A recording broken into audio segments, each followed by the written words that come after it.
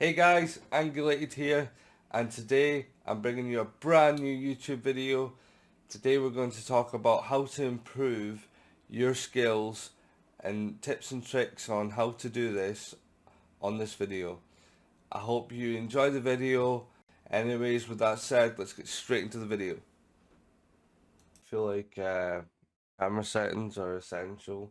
Camera settings and controller button bindings are like, in my opinion, like one of the crucial things, like one of the top five main things you need to look at. I mean, these are my settings. My settings may not be right for you. You know what I mean? You need to play for the game for, a few hours to realize, what you want from these settings, but you can adjust them to make little small tweaks, even if it's just by 10 every little time, like you go on. I wouldn't do drastic changes if you've got used to certain camera settings, as they could affect your gameplay when you're playing. Just small adjustments to your camera settings. If you like my camera settings, I'll be happy to leave them in the description below. But these settings are crucial. They'll determine everything in the game. Like, this is where you start. This is where you start on your way to improving yourself. Is your camera settings and your button bindings. Your camera settings, your field of view controls the size of your field of vision. Increasing this may reduce motion sickness. I've increased it. I've never had motion sickness, but it's up to you guys what you do.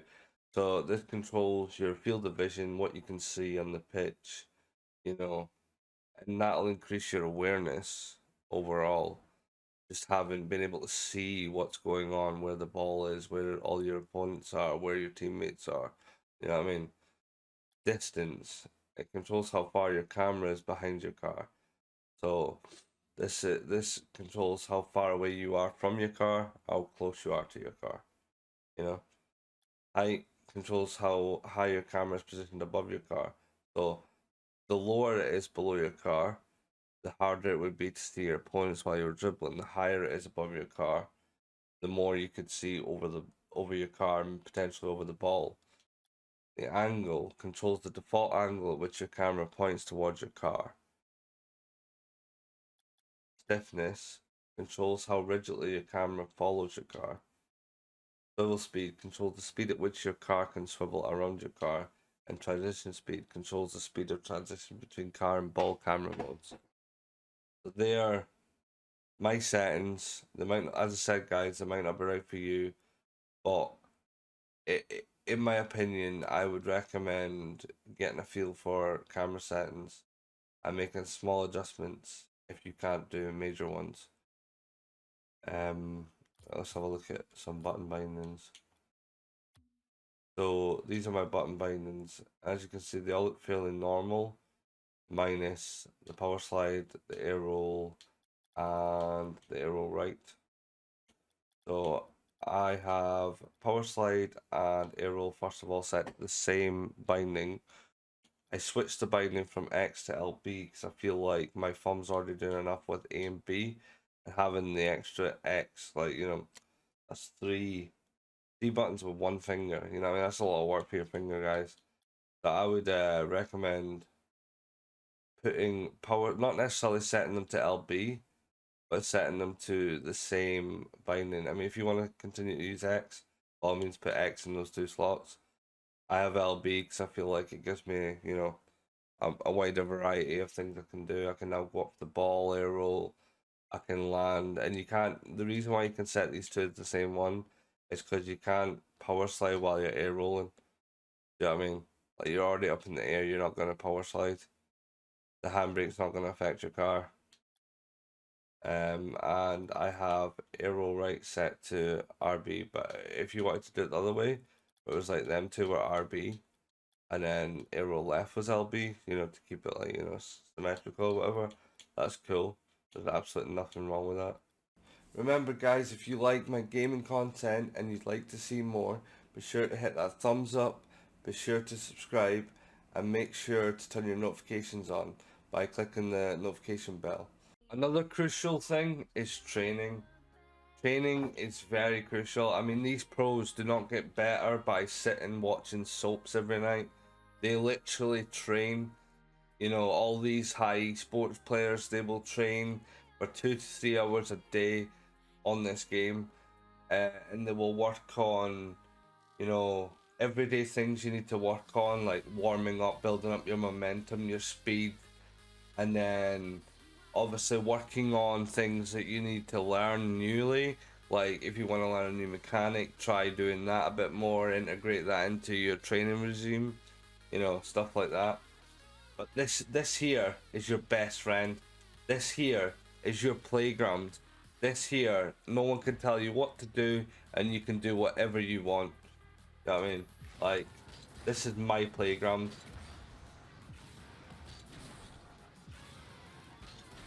This is where all the magic happens before it transitions into my game. You know what I mean? This is typically my training regime. I'll just obviously training regime should cater to your own needs and your own abilities, you know what I mean, and anything you want to learn. I just do this because it helps me build up my own speed. I feel like I become more faster. I probably don't, it's probably just more psychological, but it does help me. But remember guys, training is crucial. If you want to improve in Rocket League, you're gonna have to train. You're gonna have to put in the time and effort like everyone else does. That's how you get to a higher level.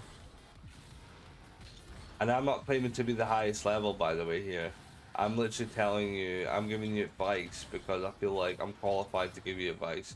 Not based on my rank or skill level, but based on the amount of time I've spent in this bloody game. You know what I mean? I've got over 5,000 hours across 4 different accounts. Like, and 3 different platforms. I'm definitely qualified to tell you how to improve. Even if it's only a tiny improvement, you're gonna, hopefully you guys take away something from this video today. I really do. But this is me typically warming up, and then obviously I'll start, like, you know, playing with the ball, stuff like that.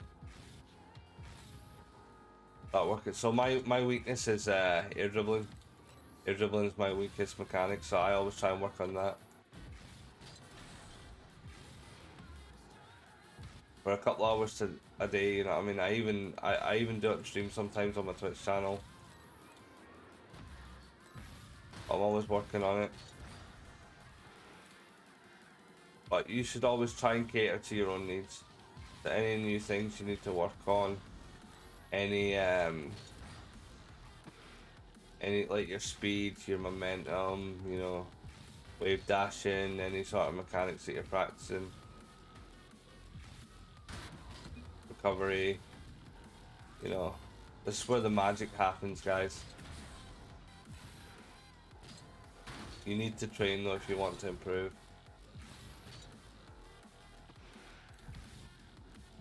And it might seem boring at first, but trust me guys, the only person that's going to benefit from this is you. It doesn't matter what rank you are, you can come in here at any rank. Rank is obsolete when it comes to training. Everyone should train no matter what rank you are. Keep that in mind, okay? Yeah, my weakness is air dribbling, so I'm literally trying to get air dribbling down. That was absolutely shocking. So, like I said, the only reason why I feel like I'm qualified to tell you this is not because I think I'm better than you. Yeah, get that out of your head. I don't think I'm better than you. I just think I've played the game a lot longer than you have, which is why you're here looking at this video. You know? I'm literally telling you that you need to train. You could let's think of some training methods that you could integrate. You could do the, you know, spend 5 minutes speeding around to build up your momentum if that's what you're trying to work on. If you're working on recovery, I'll show you a good one for recovery that I use. I just kind of go ball, make sure I try to land on my wheels at all time, but the wall jump off. One I use for recovery.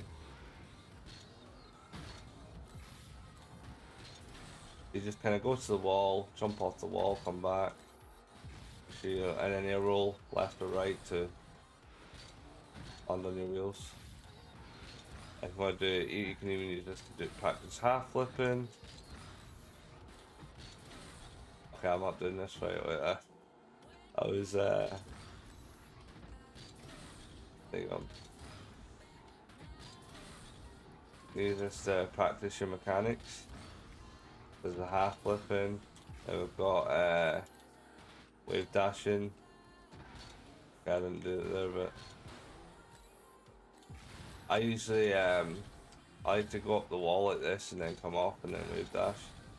And try and keep my momentum being built up. If you're going supersonic after a couple of barrel rolls on a wave dash without using boost, I'm not using boost here,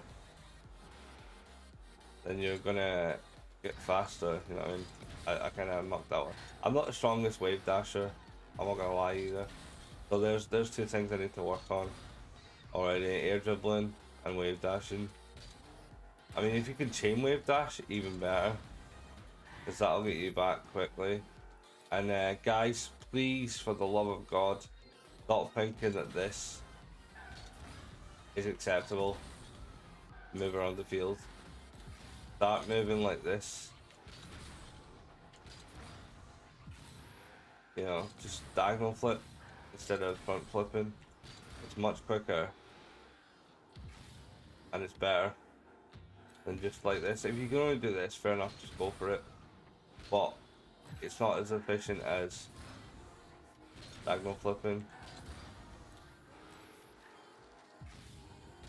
You've still got a lot of control. You've not really got control when you're moving through the air like this. You know, I just feel like it's so much better, you know. Replay analysis is essential.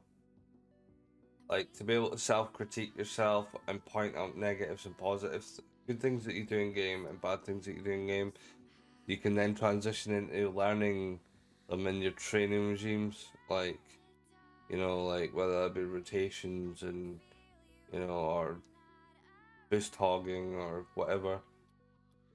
So you need to make sure that you analyze gameplays, replays.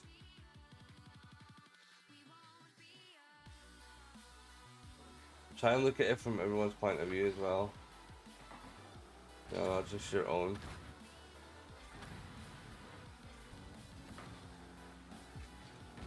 So figure out you know, what you're doing right, what you're doing wrong, what's happening.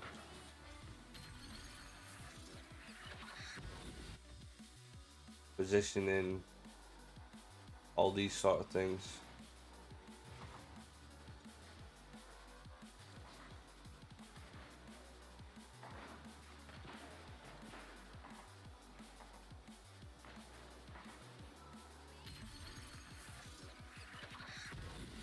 You need to make sure you analyze stuff properly and then pick up on the good points and the bad points, like good kickoffs,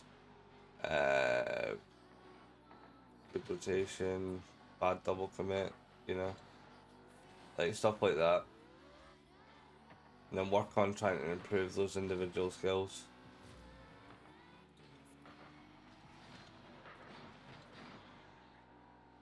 Even I make mistakes, you know what I mean? Like, no one's saying that you're not going to make mistakes. It's just how often you make them, like, more consistently. You need to be more consistent, have more awareness. You know, get down the fundamentals. But replay analysis is where it happens too, man. It's where the second law of magic happens. Where you can actually see how you play. For real. Let's get down to the crucial parts of the game. So let's talk about fundamentals. Some of you might be like, well, what's fundamentals? So things that are basically required in order to, you know, get the basics down in the game. And some of these you might think you're doing some of these already, but you know, 9 times out of 10 you guys probably aren't doing all of them. There's maybe at least one that you guys maybe need to work on, you know. And some of these fundamentals are like, you wouldn't think about them as being fundamentals, as being essential to play the game, but Some of them are really, really good.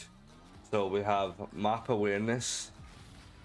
Map awareness is like, you know, being aware of what map you're on, the size of it, you know, what's happening, how colorful it is, how vibrant it is, being, you know, aware of what you're doing, like the surroundings of the map, where all the boost pads are, you know, how it's laid out, you know, stuff like that. That's your map awareness, and it is pretty, you know, essential to have that.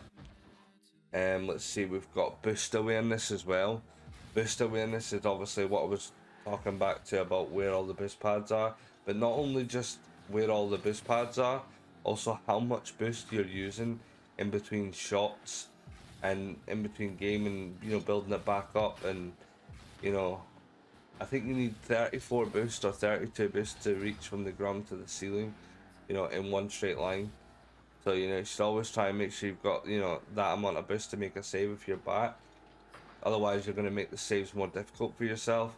So having that boost awareness really does help, you know, to help you conserve the boost and make sure you can get boost at the right times and the right opportunities when you're required to. Positioning. Positioning is crucial. Your own positioning, making sure that you're trying to be in the right position at the right time. You won't always get it 100%, you know, due to other players or due to you not concentrating enough or being distracted. But as long as you can get it done like 97% of the time, you're going to be alright. You know, someone might back you up. If everyone was doing it at 90% of the time, everyone else would back each other up properly and it would still work, so you would still win potentially, you know. But being aware of your positioning is crucial in this game. Also, on the topic of positioning, teammates positioning. So if you look, I use the camera to like look around to see where my teammates are, make sure they're there. I'm aware they're in front of me, they're up, you know. He hit the ball away from me there, that was just, you know, stupid. But anyway, teammates positioning is going to help you determine where you should be, but their positioning might also ruin your chances of having a good position. And if you get me, so it's like a domino effect. You know, they're bad position, you're out of position. They're out of position, you're out of position. Concede a goal. You know what I mean? That's basically what it is. Opponent's positioning too. Now, how many of you actually sit and like observe, like your opponent's positioning? So how well they're rotating, how well what they're doing. You know, not playing aggressive. They're all communicating really well. They're all positioned really well. How many of you actually can truly sit there and say, yes, I watch my opponent's positioning? You know what I mean?